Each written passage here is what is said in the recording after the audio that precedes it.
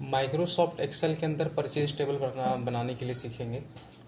Purchase table बनाने का अर्थ है कि कोई भी सामान अगर हम खरीदेंगे तो उसका लिस्ट कैसे जनरेट करना है, कैसे बनाना है माइक्रोसॉफ्ट एक्सेल के अंदर से, जिसमें से हम यहाँ परचेज टेबल लिख दिए हैं और यहाँ सामान खरीदने का लिस्ट भी लिख दिए हैं। सबसे पहला इसमें आपको जो लिखने हैं ये है सीरियल नंबर। दूसरा में आइटम का नाम लिखना है कि आप क्या खरीदना चाहते हैं। तीसरा में आपको क्वांटिटी मेंशन करना है। चौथा में रेट देना है। पांचवा में डिस्काउंट, कितना परसेंट का डिस्काउंट लेन देन हो रहा है उसको परसेंट में डालना है, जैसे 1%, 2%, 3%, 4%, इस तरह से।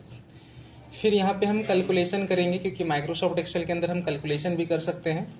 तो कैलकुलेशन करने के लिए फार्मूला लगेगा, जिसमें हमको टोटल, डिस्काउंट अमाउंट और अमाउंट कितना पे करना है, यानी अमाउंट पेबल हमको निकालना। तो लगभग हम 10 आइटम का नाम यहाँ पे लिखेंगे। क्योंकि सबसे पहले हम बॉर्डर लगा देते हैं, ऑल बॉर्डर। बॉर्डर लगाने के लिए शायद हम सिखाए होंगे, अगर आप नहीं जानते हैं देखिए इस ऑप्शन में क्लिक करिएगा, कई प्रकार के बॉर्डर आपको देखने के लिए मिलेगा।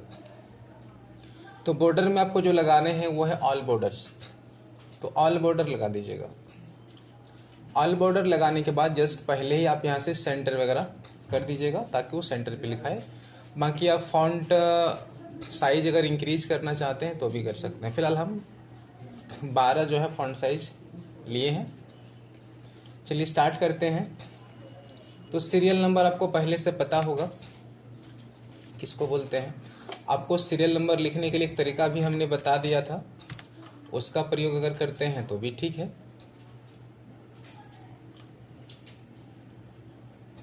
ड्रैग कर दीजिएगा।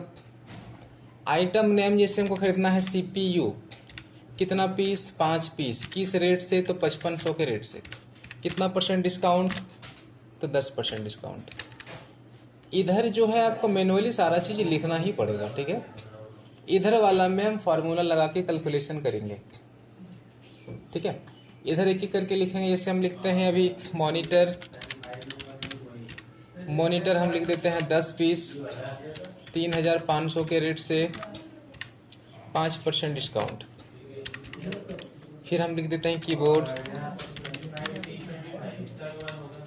10 पीस 150 रुपया पर पीस, 2% डिस्काउंट।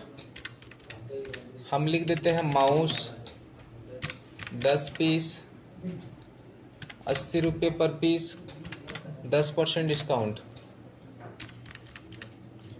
हम लिख देते हैं यूपीएस 10 पीस 1800 पर पीस, 10% डिस्काउंट लिख सकते हैं। अब बारी आता है कैलकुलेशन करने का। तो नॉर्मली हम लोग बचपन में ही जोड़ घटा गुना भाग सीखे ही होंगे। तो यहाँ पे जो फॉर्मूले लगेंगे, गुना करने का लगेगा और घटाने का लगेगा। तो माइक्रोसॉफ्ट एक्सेल के अंदर फार्मूला जब भी आप इनपुट करेंगे उससे पहले एक सिंबल लगता है, वो है बराबर। तो बराबर का सिंबल लगा दीजिएगा। अब आपको किससे किसके साथ गुना करना है, तो 5 5500 के साथ करना है। तो 5 को क्लिक कर लीजिएगा, स्टार का सिंबल लगाइएगा बीच में, वो गुना होता है। और फिर इसको क्लिक कर दीजिएगा, जस्ट इंटर कर दीजिएगा, निकल जाएगा। बराबर क्वांटिटी इंटू रेट, बराबर रेट गुने भी आप क्वांटिटी ले सकते हैं। गुना आप छोटा से बड़ा को करिए, चाहे बड़ा को छोटा से करिए, आएगा सेम ही। तो क्या करना है, बराबर देना है, क्वांटिटी इंटू रेट लेना है, सॉरी उसी का लेना है जिसका आप कैलकुलेशन कर रहे हैं, ठीक है। ऊपर नीचे लीजिएगा तो फिर ऊपर नीचे का भी कैलकुलेशन कर देगा, वो कर लीजिएगा। बाकी विशेष अगर आपको दिक्कत है तो आप ड्रैग भी कर सकते हैं, ठीक है। सभी में आ जाएगा, आप आराम से यहाँ से ड्रैग कर सकते हैं। और नीचे तक है तो और नीचे तक आप कर सकते हैं, क्योंकि वैल्यू तो है नहीं इधर। अगर हम वैल्यू का बात करें तो हम लिखते हैं एक आइटम, जैसे पेन ड्राइव लिख दिए हम, पेन ड्राइव 10 पीस। अब जैसे ही हम रेट डालेंगे ना, ऑटोमेटिक टोटल निकल जाएगा इसका। जैसे हम डाल देते हैं 120 रुपया, कैलकुलेट हुआ यहाँ पे, ध्यान दिए होंगे आप, सक जाइएगा। फिर से एक बार हम बता देते हैं, ध्यान दीजिए, हम इसको डिलीट कर रहे हैं। बराबर लगेगा ही लगेगा, आपको गुना करना है। आप क्वांटिटी से रेट को करिए, चाहे रेट से क्वांटिटी को करिए, एक ही आएगा। तो आप क्लिक कर सकते हैं या तो लिख सकते हैं कि C5, देखो C इधर से है, 5 इधर से, इसलिए C5 यहाँ पे हो। आप चाहे तो C5 लिख सकते हैं, C5 गुना D5 होगा कि नहीं होगा? होगा ना। मतलब इस सेल का नाम है C5 और इस सेल का नाम है D5। इंटर। समझ में आ रहा है जी आप लोग को? एक बार फिर हम बता रहे हैं, बराबर quantity into rate. Enter. Short में आप जाते हैं तो जस्ट आप ड्रैग कर सकते हैं, जो कि हम अगले क्लास आपको बताए थे ड्रैग करने के लिए, जो नंबर सिस्टम में या संडे मंडे वाला में, उस तरह मंथली वाला में भी जो हम लोग ड्रैग कर रहे थे खींच के, वही करना है। ड्रैग का अगर हम शॉर्टकट की का बात करें तो एक निकला हुआ होना चाहिए। एक निकला हुआ नहीं रहेगा तो ड्रैग नहीं होगा। एक निकला हुआ है, उसके नीचे जहां तक भी डाटा है उसको सिलेक्ट करके कंट्रोल डी दबा दीजिएगा। कंट्रोल डी से ऑटो ड्रैग का काम करेगा। क्लियर है? आगे बढ़े। डिस्काउंट अमाउंट, यानी ये जो हमारा 27,500 है ना, 27,500 का 10%, इसमें भी गुना कर लेंगे हम। बराबर 27,500 गुना 10%। इंटर। निकला। क्या करना है? टोटल से गुना कर देना है डिस्काउंट को। बराबर 1500 गुने 2%। निकला। बराबर 800। हाँ जी सर, इंटर तो करना पड़ेगा ना, बिना इंटर का अप्लाई कैसे होगा फॉर्मूला? इंटर। बराबर ये गुना 10%। समझिएगा, यानी टोटल में और डिस्काउंट अमाउंट में गुना का ही फॉर्मूला लगेगा। क्लियर है? अब अमाउंट पे यानी कितना पैसा देना है डिस्काउंट को घटा करके। अब क्या करेंगे? घटाने का फॉर्मूला लगेगा। बराबर 27,500 माइनस 2750 बराबर 35,000 माइनस 1750